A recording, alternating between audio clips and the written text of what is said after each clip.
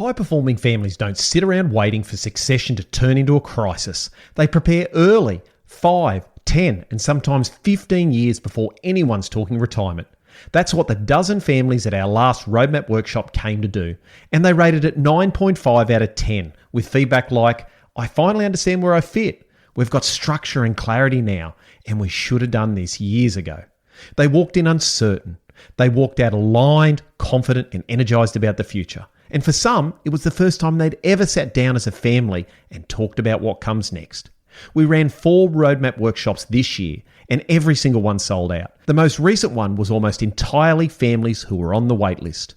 In 2026, I've only got capacity to run 2 of them, and they will sell out again. So if you want first crack at the seats when dates open, get on the wait list now. Join agricoach.com.au/take action.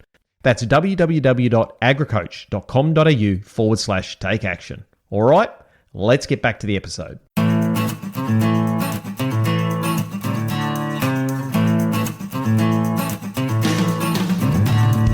G'day. Welcome to the AgriCoach podcast for families on the land who want to grow their family's wealth and prosperity across the generations. I'm your host, Ben Law, and I'm the financial bloke. G'day. Welcome back to the Wealth and Wisdom podcast. My name's Ben Law, and I'm the financial bloke.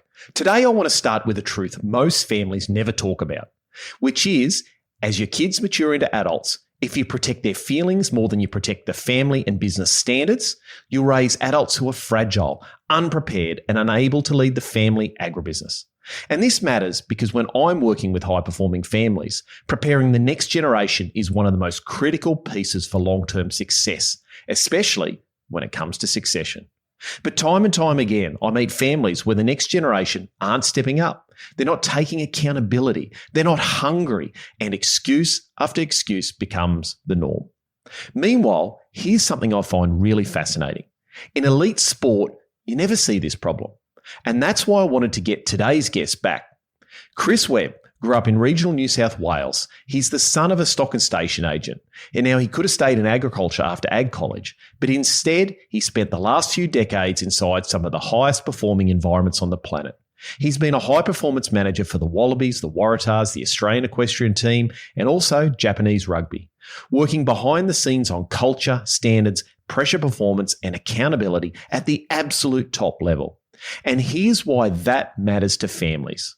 In elite sport, low standards don't survive. Excuses don't survive. Avoidance doesn't survive. People step up because the environment demands it. But in families, especially in farming operations, low standards can survive for years. Excuses become normal, and parents often avoid raising the bar because they don't want conflict, they don't want to hurt feelings, and they don't want to push too hard. The problem is, without standards, the next generation doesn't develop the hunger, the drive, or the accountability they'll need to one day lead the agribusiness. So today, Chris and I are going to dig into why elite sports produces accountability while farming families struggle with it, where low standards actually come from, how to build hunger and drive in the next generation, and how to raise expectations without blowing up family culture. Now, if you're wrestling with the next gen not stepping up, or you know deep downs the standards have slipped or aren't high enough, this episode is going to really resonate with you. So without further delay, I want to get stuck into this one today. Welcome back, Chris Webb. Oh, Ben, thanks for having me. Really enjoyed the last one. And as you know, I'm a bit of an avid listener and talk to a lot of people that come on. So to come on again, mate, I'm absolutely chuffed. So thank you. Good. Well, I've been thinking about this topic today for quite a period of time, so I'm really excited to dig into it. So where I want to start off with, Chris, is, and again, as I said, I was thinking about this morning when I was having a cup of coffee, is if I had $1 or $1 for every family that came into me complaining about how the next generation just isn't stepping up, not taking accountability, they're not hungry for the opportunity, and giving excuse after excuse, well, I'd be a pretty wealthy bloke. I'd be the wealthy bloke, not the financial bloke. And looking at it, I mean, I'm not trying to slag off the next generation because I see a lot of next generation young people that are absolute rock stars. So I just want to be clear on that. But this is a problem I do see. And often it's really clear to me that this is pretty much due to low standards being set by the family and often by mum and dad. And it's a challenging conversations to actually have with them. They might really love their kids, but they've made excuses for them for years. They've wrapped them in cotton wool. They don't want to put pressure on them. But eventually mum and dad get to the point where they get sick of it and they start to question whether the kids are ever going to be able to grow up or step up or take over the business. Now, the families always think that the kids are the problem when they come to me. But in my experience, the low standards, have roots in other areas. They come from somewhere. So I want to start off, Chris, is from your experience, you get to walk into elite teams and business environments all the time. And so why do you see low standards appearing in the first place, and where do they actually come from, mate? Yeah, no, I think it's a big sort of frame up for what we're talking about. I think usually it comes down to a few different things, and one is it's a lack of vision. Like is the vision of what we're trying to achieve clearly defined, and whether that's with a family unit or a business. And sometimes you might see that up on a wall of what that actually is. But so one thing is to actually see it, and the second one is to actually live it. And so is this vision, is it clear? Is there alignment within the organisation? Is that clear, and is everybody on the same page? But most importantly, are we living what that vision is? And if those drop, that's what happens with the standards. They go away. So probably the leadership lacks a bit of direction too. Sometimes we hear of these 2 rules. So definitely in rugby teams or sporting teams, we can sometimes have a 2 rules environment. So the best players get certain, attention whilst others don't, or rules get relaxed a little bit for the best players and things like that. So sometimes we often say, listen, we can't apologise for not being equal, but we definitely need to be fair. And so sometimes we see our standards drop when that alignment's definitely not there and we've got a lack of clarity and a lack of vision. The other thing that we see standards drop is when bad habits are ingrained in our environment. And so if it's okay to do something not as well as we possibly can, then that creeps in. And the old adage, and you and I talk about this all the time, that the standard you walk past is the standard you accept. So if we're seeing these bad habits and that's okay, people don't pull us up on that, and we're living these things that are mediocre, then that's when these lower standards and the culture and the environment can drop, and therefore performance drops too. So we always come back to good habits, but outlining and having mutual expectations around our standards and behaviours and how we live them force good habits, and therefore our performance can go up. Yeah, it's interesting you should say that, Chris, because one of the families that I work with, I won't mention any names, but they have really high standards within their business and their team. So that includes family and staff.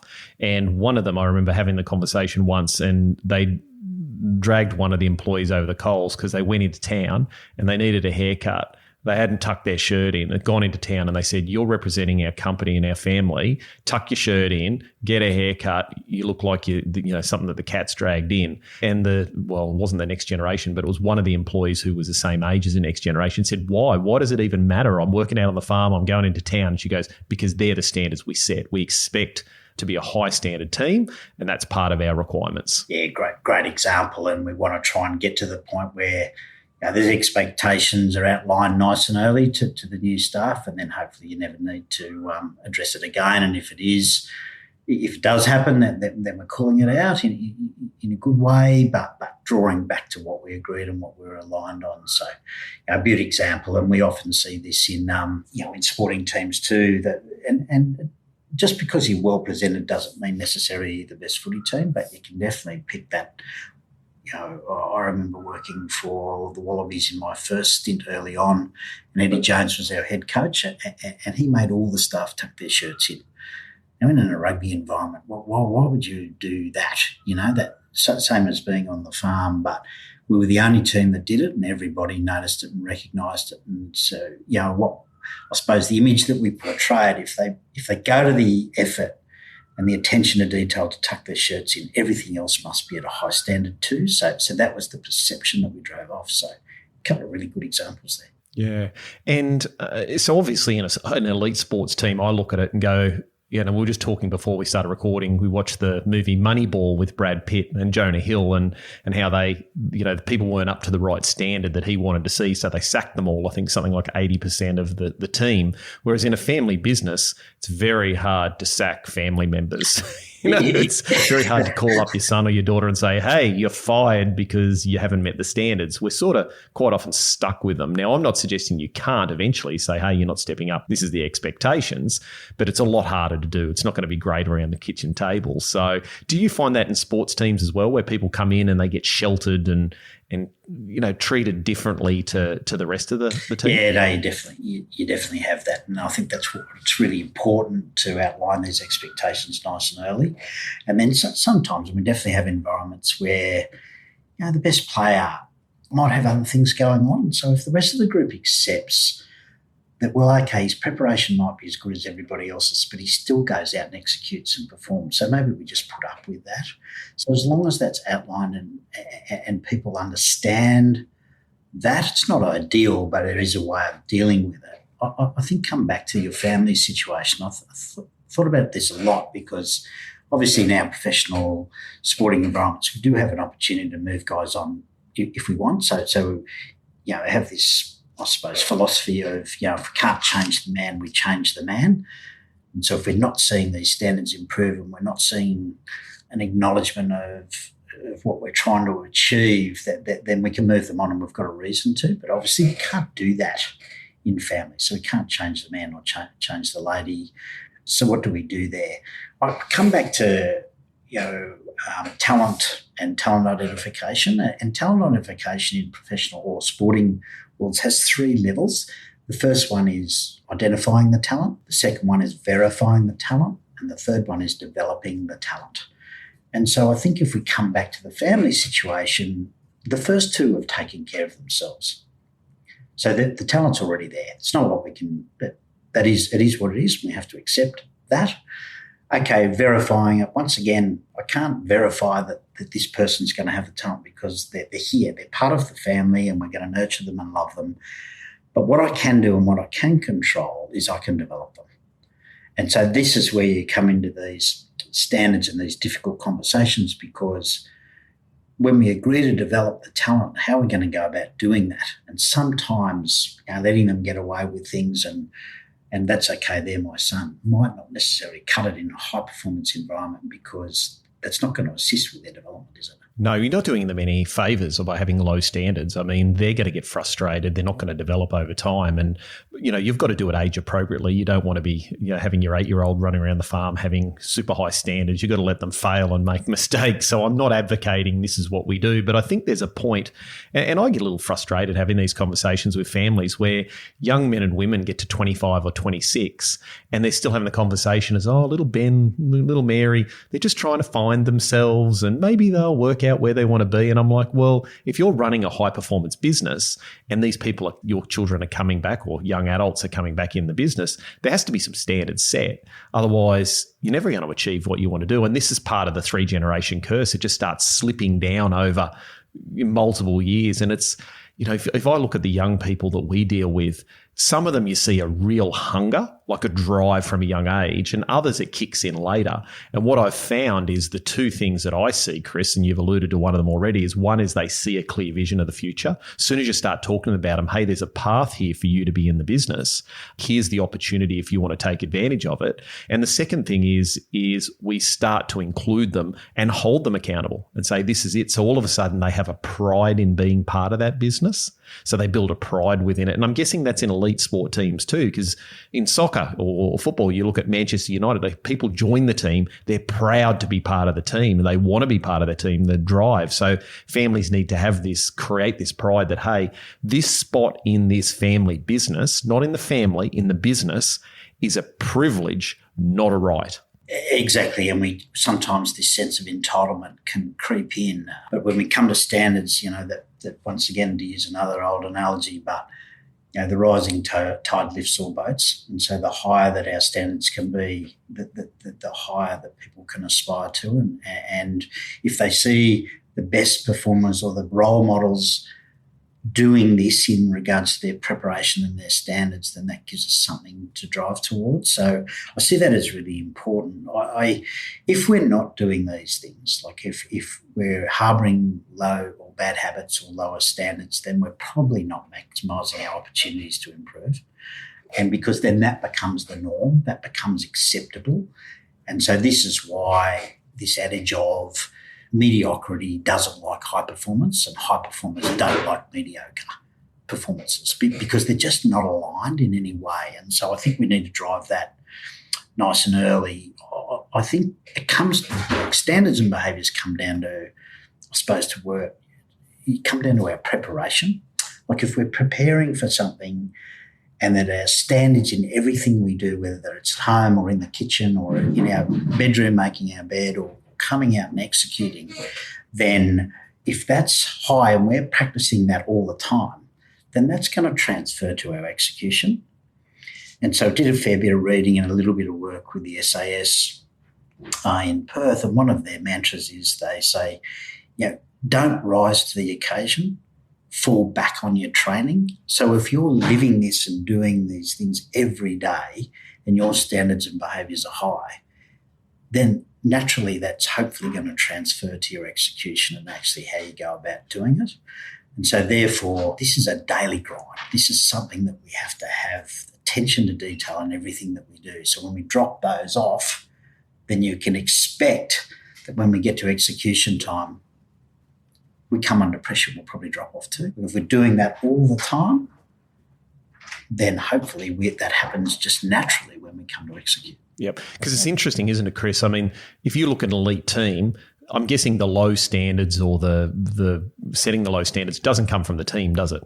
It comes from the leadership, the coaches, the managers, the captain, etc. Is that where the root of it is? Yeah, I think so. We often talk about, we have a phrase called coach-led or management-led, player-driven. And so if we look at the family situation, there is obviously the owners or mum and dad want to set the standards and make everybody aware and align that what those standards and mutual expectations are around those standards. But if we can get the people that are actually doing it to drive it, that's a very, very strong performance culture, because it means that people are self-accountable and leading themselves as opposed to the ownership, so to speak. So, a great quote from Nelson Mandela is, my role as a leader is to set the course, not steer the ship. And so I think when we come to the situation, say in your world with the families, is that we want the ownership or the leadership to set the standards, but we want the people actually executing to drive it. But it's got to start with the leadership, doesn't it? It's got to start with mum and dad or the operations manager. It has to start there. They have to set the standards. They have to raise the bar. And that's going to be uncomfortable, isn't it? Because if you've had low standards for years, to change it from low standards to high standards is a difficult cultural thing to do. It's huge. That is turning the ship around, and that'll take some time. But once again, if they're not living it themselves, you can't expect everyone underneath you to do it. The number one reason succession plans fail and family relationships are permanently damaged is a breakdown in communication. Because when families don't know how to have the hard conversations, trust erodes, resentment builds, and silence does the damage. The families who preserve wealth and protect relationships make succession look easy because they don't just focus on structure and strategies. They build the communication skills to make clear decisions, manage emotions, and protect trust before the pressure hits. That's why I use world-class communication expert Katie Godden in our high-performing families community. Katie's communication training program, Grassroots Communication, teaches the exact skills top families in ag use to increase trust, increase family alignment, and strengthen long-term relationships. If you want to get ahead of the game, head on over to katiegodden.com/grassroots and use the code AgriCoach for 15% off. Because the conversations you avoid today create the problems you inherit tomorrow. Yeah. So what does it look like, Chris? You walk into a team, you walk into the coaching room, whatever we call it in an elite team, or even in a business. Let's use a business. You walk into a business, you see a low performing culture, you can spot it a mile away. What does it look like, mate? Yeah, I think you can see evidence of, if you look into a business situation, is it people coming in late? Is it people not dressed accordingly? If there's a dress standard that people aren't meeting that, you and I joke about if we're not 10 minutes early, we're 5 minutes late. If you're seeing that in an environment, if a meeting starts at 10 and everybody's in there ready to go at 5 to 10, then you can assume the standards are high. If the meeting starts at 10 and people are still wandering in with a cup of coffee and that's not called out, and the people running the meeting's not saying that, it's pretty evident that the standards are low. And then that transfer to other things. And so if there's an expectation for a big proposal to be presented to a client, then if we're not turning up to a meeting late, then maybe do we present the proposal not fully spell checked or whatever that looks like, not fully approved, not aligned with what people are saying, there's surprises in it, then you can understand why that's happened, because there's a great example of our low standards not transferring through to our execution. I think if we, it comes back to, are we explaining the expectations to each other? Because we can't call people out if they don't know. And so if we're saying our expectation is meetings start on time, which means you have to be prepared and ready to go. So when the meeting starts at 10, it starts at 10. We are into it. And if we start early, that's great. It doesn't mean we start arriving at 10. But as long as everybody understands that, that's the standard, that's the expectation and the behaviour that I want to see. And then then it's very clear. And so that if that doesn't happen, then the conversation is, hey, I thought we agreed meetings start at 10. Yeah. Is there any reason why you came in at 2 minutes past 10? And sometimes there might be something that's happened.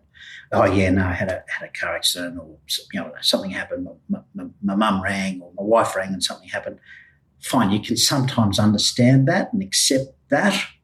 But if there is no reason, you say, well, mate, we're going to call you out on that. And rather than, don't be sorry to me, it's everybody else's time that you're chewing up. So you need to talk to them.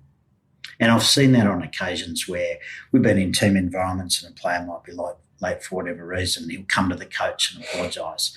And the coach says, listen, don't apologise to me, mate. These aren't my standards. These are our standards. You need to go to the team. And that's a very, very daunting, experience where you have to walk in front of all of your peers and explain why you're late and why you've let the group down. You'll never do it again. and that's probably a really simple example. Like, people are probably listening going, oh, how does this relate to us? But like you said, the standards you walk past are the standards you accept. And this is like a symptom of the deep-rooted problem of this raising the standards. And a couple of things I've wrote down as you just talk there that I see, Chris, is number one is that just accountability piece. So, I quite often see in families, like, we'll set 90-day traction items, what we call our 90-day goals, and, they're all allocated to a person. And then in families, you'll see two of them will do all the things they said they'd do, and then one doesn't. And they're like, oh, Chris, one of the jobs you had to do was ring the accountant and get the financials, for example. And it's like, oh, no, I haven't got to that. And then it just gets pushed out to next quarter, and then it gets pushed out to next quarter. And in the end, they go, oh, look, mum goes, oh, I've done it, don't worry about it. Or they just go, oh, no, that's not important anymore. And they scratch it off, and they just don't have that accountability. Like, no one's willing to call them out. Whereas in elite sport, like you said, a coach will come in and say, hey, pull your socks up, mate, or you're letting the team down. The second one I see is an attitude, mate.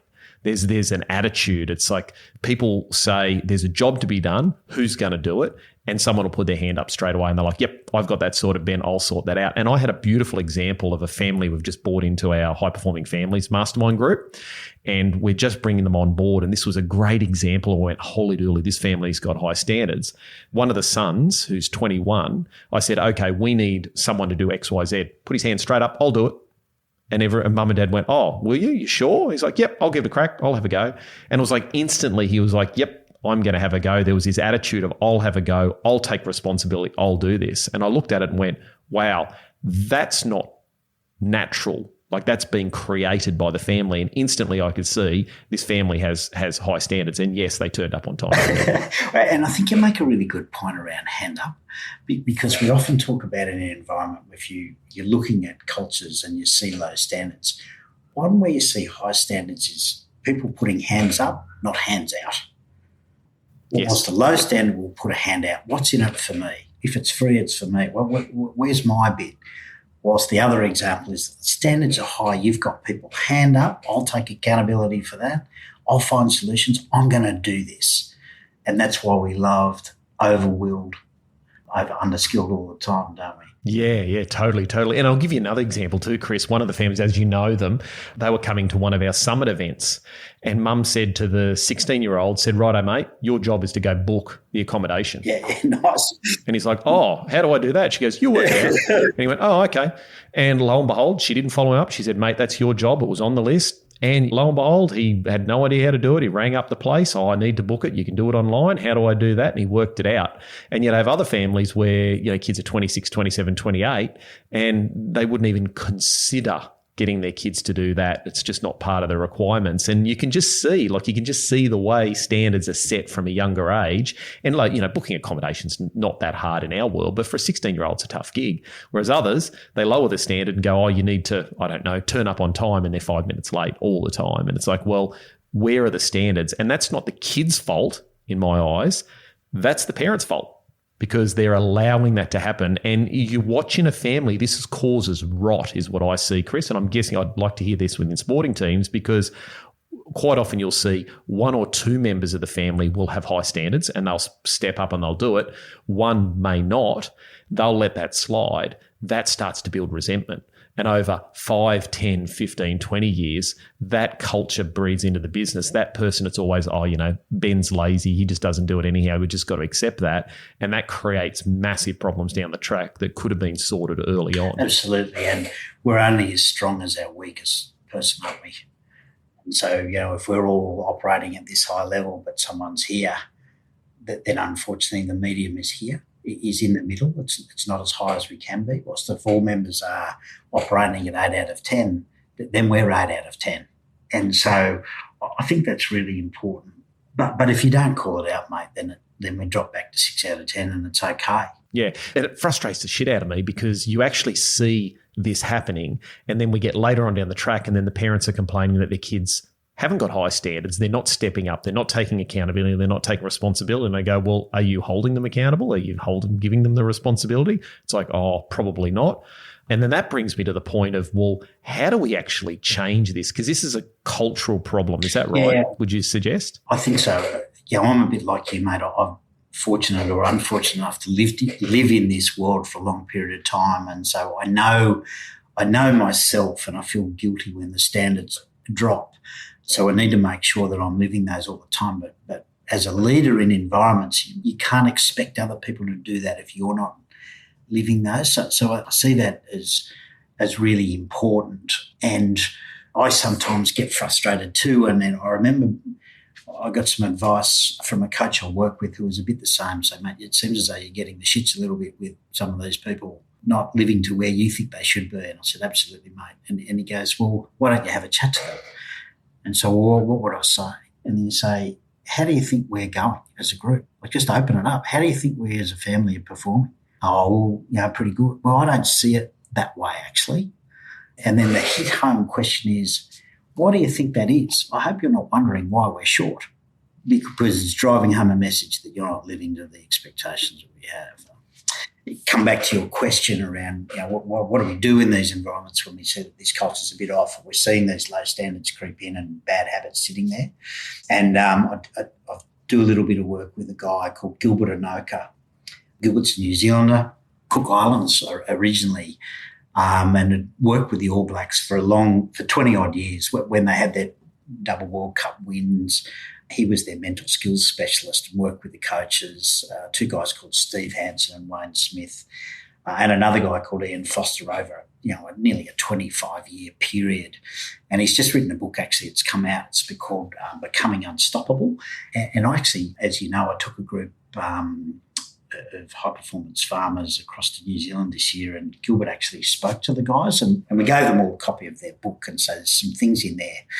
Chapter 6 is a really one that I peddle a fair bit for Gilbert, because he works on 3 areas. And so when we look at culture, he works on 3 key questions, I suppose, that he wants to drive, or 3 key areas. And the first one is the identity of the group. Who are we? What do we want to be?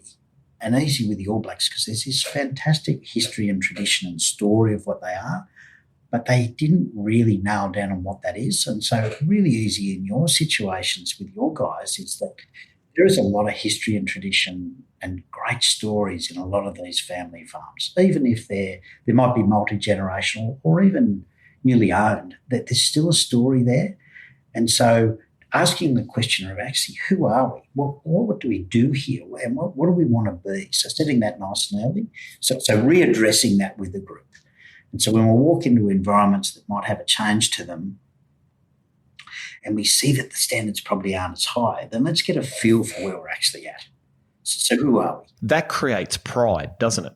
And so if you're proud of your family history, and I don't think families talk enough about that, I just think this is an important point, is one of the things I get families to do is talk about your family history with the next generation. Talk about the blood, sweat, tears, sacrifice. And I remember a great example of that was I did a Barmount feedlot, one of our families, and did their 75th anniversary last year. And I went along and did a bit of an MC for them to help out. And I went back through the family history with Phil's parents and got the family history. And I read it and I was like, this is a bloody amazing story. I can't believe like your grandparents, like the grandparents lived in a calico tent for like 5 years while they were clearing 60,000 acres of scrub country in the middle of bloody nowhere. And I went back to the next generation. I'm like, this is the coolest story. And the next generation sort of had a rough idea, but they didn't know too much. And then when they went through it, they were like, wow, this is amazing. And that creates a pride. And I think when you create a pride, that makes people feel like I want to be involved in this. I'm proud of it. And I think they'll naturally increase their standards if you actually do that. Absolutely. And we talk a lot around, you've heard me talk around in culture, we talk about belonging, feeling part of something. And so if we understand where that's come from and we understand the story, then we can feel part of that and belong. And there's a great book written by a guy called Owen Eastwood, done a lot of work in the UK as well. And he talks a lot about belonging and work with a lot of corporates and sporting teams around what that looks like. And I think if we feel part of something, you're right, it generates this pride. And if everybody understands what that looks like, then there's a bit of aspiration. So that's the first one, which is this identity. Yes. Who are we? What's our DNA? What are we actually about? So once we've got alignment on that, then we look at perhaps a vision or a bit of a strategy or somewhere where we need to go, and that is where are we going? And do that work together as a group. So, okay, and so in a rugby environment, it might be, okay, we're a rugby team, we've been around for 50 years, we play in this competition, we've got great players like Ben Law, he was fantastic, tough guy. This is what we're about, we've got blue jerseys and we'll bleed blue and all. So we know who we are. Okay, where are we going? What are we trying to do? Well, we haven't done so well in the last couple of years. We're going to aim for the finals this year. We want to be in the top 6 in the local Sunshine Coast rugby competition or whatever that might be. And so that's what we're aiming. That's where we're going to go. So we all align exactly what the goals and what the visions are. We know who we are. We know how we're going to get there. And the last bit is the bit that drives standards. And this is the question is, how do we get there? How are we going to achieve this? What are the critical success factors for us achieving this goal? So I know who we are. I know what we're trying to achieve. Now let's really drill down into the process of how do we get there. And how do we get there is if we want to be in the top 6 in the finals for this local competition, it means, well, we're going to have to be the fittest team because, maybe we're not as skillful as some of the others. So we're going to have to work hard on that. Okay, if we're going to be the fittest team, what does that look like? Right, boys, we have to go for a 5-kilometre road run 3 times a week in the pre-season. That's how we're going to get there. That's the standard. So my expectation is everyone in this team does 3 5-kilometre road runs. Someone might say, listen, mate, my knees are a bit sore. I'm not sure. I'm a bit older than you.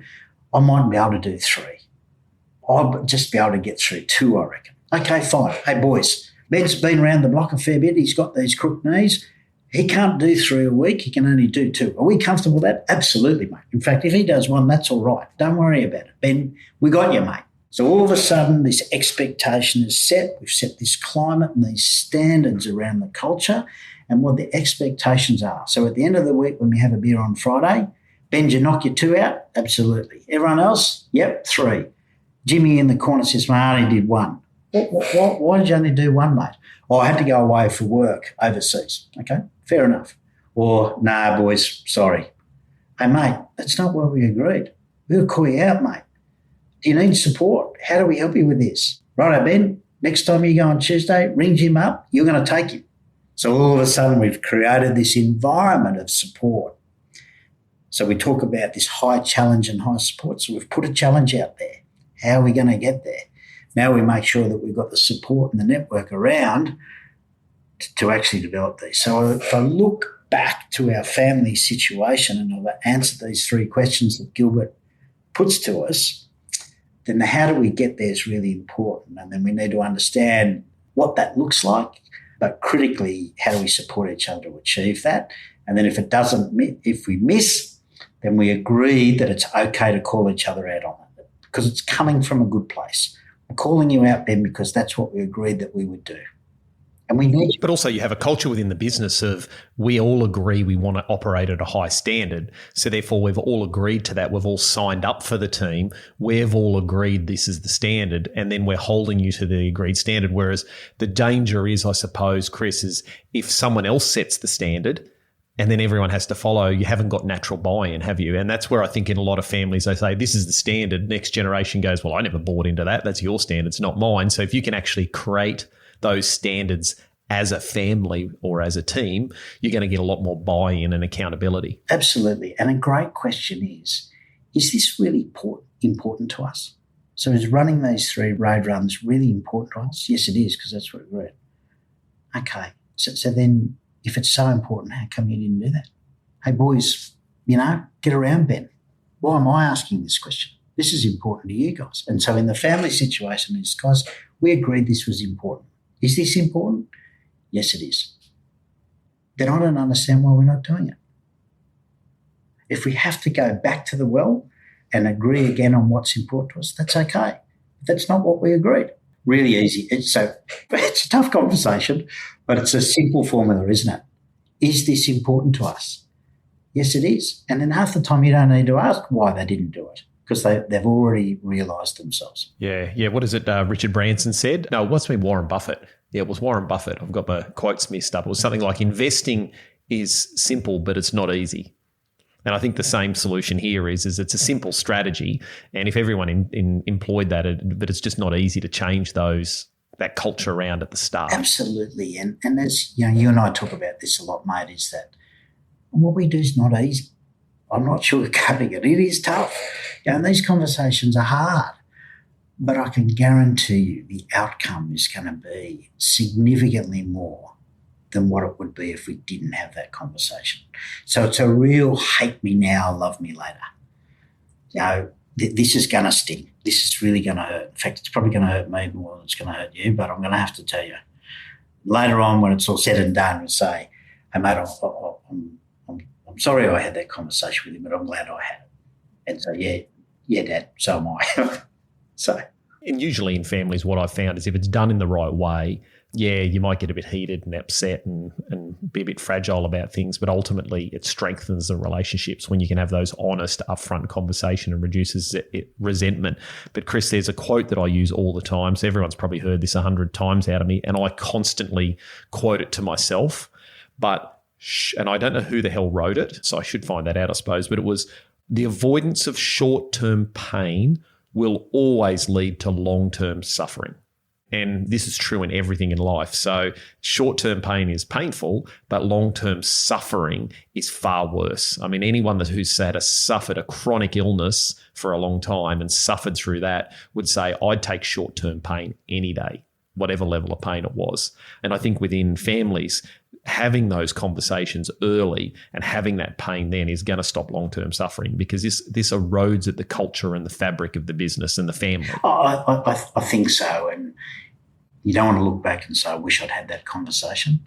I read a great quote yesterday actually that said, when it's all said and done, don't be more said than done. I quite like that. Yeah. It's a new one for me, but I thought about that and I thought, oh, gee, that rams home on what we're trying to do. So So I think in summary, mate, there's a really good framework there. If we're seeing standards drop and culture's not quite where we're at, it is not easy. Sorry, it's not easy. There's a simple method to use your terminology, and it comes from these three things around identity, vision, and standards. And the standards and the expectation and the acknowledgement of these standards takes care of themselves. When you say, how are we actually going to get there? How are we going to do this? I was talking to a client of yours the other day that we put in front, part of your program there, and we're talking about standards. And one of the examples was they came out, it was one of your cattle producers in central Queensland and said one thing that we agreed that was a standard is that when we drive the 4x4 or the side-by-side out into the paddock and the buffalo grass seeds come up into the exhaust, then we make sure when we get back to the shed we blow those out. And I said, well, why is that important? And they said, because if they build up, that could start a spark in there for a fire. And I said, well, that's pretty important. So is everybody aware of what's going to happen if that's the case? Absolutely. And so when people don't blow the buffalo grass out of the exhaust, what do? Well, we come over them pretty hard. And rightly so. So a great example of a standard and how it's lived. Yep. And it's sometimes the small things, as we said, that create the culture. But no, I like that, Chris. I think that's fantastic. So that book was Becoming Unstoppable. Was that it? Becoming Unstoppable, written by a guy called Gilbert Anoka. If you're a Australian rugby fan, it's going to be hard to buy because he's a Kiwi guy. But some really great setups there around what does a high performance culture look like? And there's a lot of great evidence in there around standards. He calls it a book you'll never ever finish because it's got lots of exercises in there that you can actually do. So a great read for those around there. Yeah, fantastic. So really the 3 steps, and if I put this into farming agribusiness terms, is like, what is the identity of the group? So sit down and go through, talk about the history, talk about the why you're doing what you do and the sacrifice, the blood, sweat and tears, the good times and the bad times, because I think a lot of families try and hide a lot of the bad times because they don't want the next generation to see it. But I think we've got to talk about it. And the fact that this is going to be a hard job, like this is not going to be easy. Then we talk about where is the vision, where are we going? And one of the things I just add in there, Chris, is I find incredibly important is a big reason families fail is because the vision isn't family aligned and created. You know, the vision is mum or dad's vision, or it's in dad's head quite often. The next generation doesn't have buy-in, so you've got to get them to understand the vision and feel like they've been involved in that vision. And then the last one is, how do we get there? What are we got to be doing to get there? And all getting an agreement on that. And then if everyone agrees that that's what we've actually got to do and there's some standards in there, then this becomes the standards we achieve. And then if there's a problem, someone's not meeting those standards, then we come back and we have to challenge them, as you said, and say, is this important, this goal that we're trying to achieve and this standard, and we're just not meeting it and having that conversation now? I think so. And the key word there is we. Yeah, it's a team. It's not a me. And I think when we look at the me, our me needs to strengthen the we.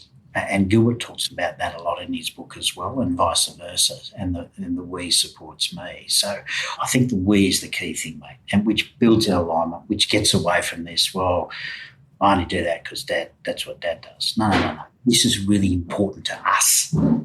Yep. And I just want to leave this, Chris, just to tie this off also, is I think we also have to admit that this takes time to turn the ship. I think you said at the beginning, it's like steering a large steamship, is it does take time to change this. And also the next generation, there's some amazing young people and they sometimes just need to mature. You know, if I look back, I quite often quote to parents when they say, oh, look, I've got 19-year-old Chris or 21-year-old Chris. And I said, yeah, if you met 19-year-old Ben or 20-year-old Ben, you'd have probably said, God, what a dingbat. I mean, some of the things my mum used to come back and say, oh, I thought I raised you better than this, Ben, and I turned out a pretty decent bloke. Sometimes we just need a bit of maturity and we've got to mentor and support them to actually and develop the next generation into the leaders we want them to be. You can't just expect them to be there. And I think where I'd be suggesting to families is raise your standards, set the expectations, and hold people accountable, however uncomfortable that is, and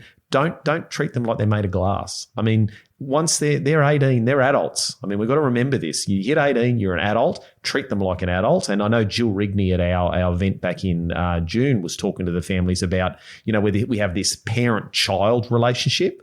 Well, once they're adults, we've got to start having more of an adult conversations and start treating them like adults. And that's really hard for families. The sooner you can do that and stop treating them like children, the better it's going to be for them. They'll be more likely to step up, because whilst ever you hold them in that child and treat them like children, to be blunt, they're probably going to act like children. That's it. You're a product of your own environment, aren't you? And this whole, in high performance, we talk a lot about, especially when we talk to young kids, show me your friends and I'll show you your future. And so if you're hanging out with guys that are on time every day, you're going to be on time every day, because that's the expectation and the standards that's set. If you're not doing that, then you've got to work a little bit harder at that. Yep, no, totally. Awesome. Chris, well, mate, that's been amazing today. What I'd like to do is, before we finalise this off, is can you just go through and give us a rundown, because your work at Blue Ribbon High Performance, which is your business, it's shaped professional sports teams, executive, and now many of the families that I work with. Now, for listeners wanting to understand your approach or connect with you, where's the best place for them to go, and what do you actually do at Blue Ribbon High Performance? Yeah, no, thanks, Ben. So, not too complicated. blueribbonhp.com is our website. You'll see our suite of offerings and all the things that we do and offer there. I'm pretty accessible these days. As a middle-aged man, I've learned how to do these things. So I got some presence on LinkedIn, Facebook and Instagram as well. But in short, we help teams and individuals and organisations utilise high-performance systems, programs, culture and leadership that I've learned over the last sort of 25 years in my sporting environment, and how do we maximise efficiencies and outcomes to be the best we can be. So we sort of work with everybody to look at these sort of learnings that I've gained over the years and just apply that to their particular thing or their particular area. And we found that that's quite transferable. And because most country people understand sport or follow sport or like sport, they can see the synergies there. And I often say, well, if this is good enough, the All Blacks and the Wallabies, do you think you could do that? And they always buy into that. So perfect, Chris. Perfect, mate. Well, I love your stuff. There's some real gold in there. For me, I like to get continually reminded of these things, because I know in my life standards slip consistently, and then I have to keep raising them and reminding myself of the why. So I really appreciate this today. Mate, is there any final one piece of advice you'd give, mums and dads out there that are preparing the next generation, not player development, but family and professional development? What's one piece of advice you give everyone before we sign off? I think it's enjoy the journey. We're not going to achieve it overnight. It's going to take some time. Don't cheat the daily grind.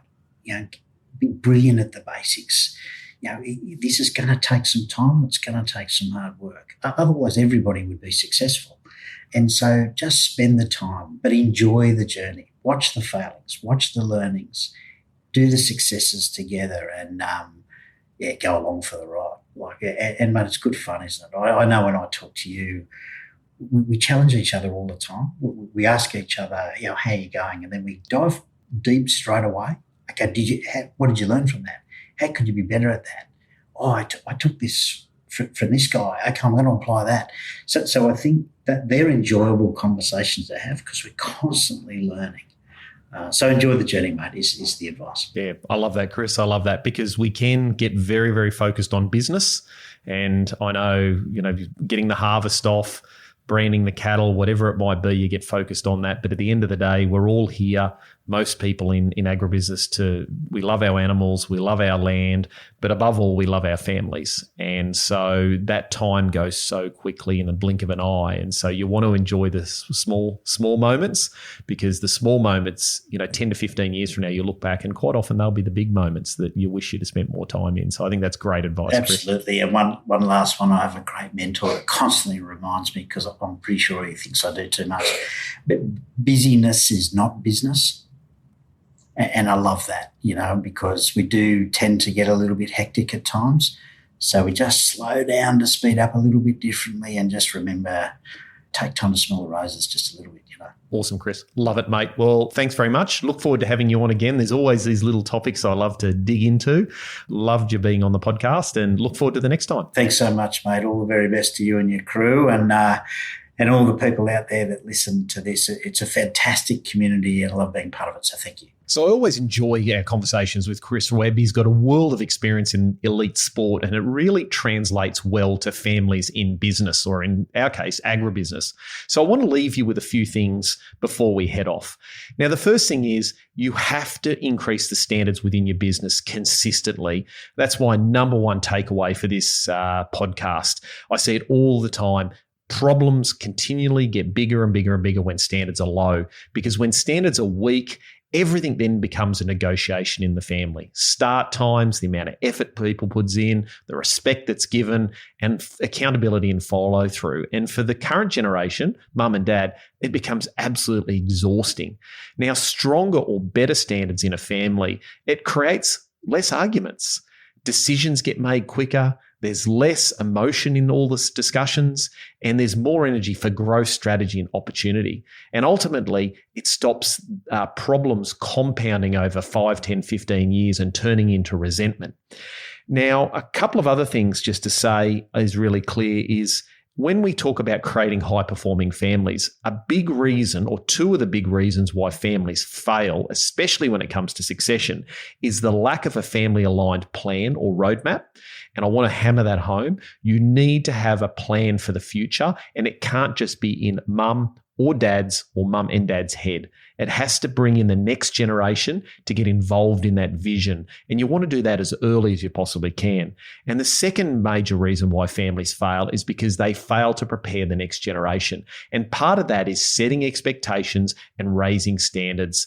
But above all, going from a parent-child relationship to an adult-adult. That's really, really important. It's difficult to do, but it's really important, because if you don't create the environment or the culture for the next generation to step up, they're never going to step up. And remember, a lot of the time, the next generation come along and they complain about mum and dad. Mum and dad aren't meeting the expectations. So just remember, it's not just one way, and you must lead from the front. The current generation, mum and dad, have to set the standards and live them. You start not living those standards, you become a hypocrite, and that allows the culture to change. And then if mum and dad do that, well, so can I. So I just want you to take that away today. I think those are a couple of really important points. Now, before we go, I just also want to say, I get it. It's hard to raise standards. It's hard to keep standards high. But if you want to become high performing, you want to maintain your success across the generations, this is what you have to do. This is what the families that succeed for 80, 90s, 100 years in business is. They have high standards. They hold each other accountable. But above all, they've got pride in the business that they're involved in, or the family. So that's it for today. If this episode hit home, I'd really love it if you could share it with another farming family that needs to hear it. And also make sure you go into Spotify and Apple and subscribe to the podcast. That's really important for me. A great thank you can give me, because that allows people to find the podcast and get more of our wealth and wisdom. So until next time, I'm Ben Law. I'm the Financial Bloke. And remember, it's more important who you are than what you've got. I'll see you next time.